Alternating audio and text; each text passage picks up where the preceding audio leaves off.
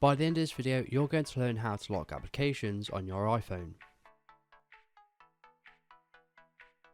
Okay, so it's very easy and you don't need to have any software required as long as you're on the latest update, which is iOS 12, and then you'll be good to go. So the first thing you want to do is go into your settings, and here where it says screen time, you just want to click on that. Once you're here, you then want to click on app limits and then click on add limit. Now you just want to choose the category of apps that you want to block out. So I want to block out WhatsApp, for example, so I'm going to click on social networking. Once done that, you just want to go ahead and click next, and you want to then go ahead and set a timer of 1 minute, which should instantly lock the application. Once you've done that, you just want to go ahead and click add, and you want to go back to the home page.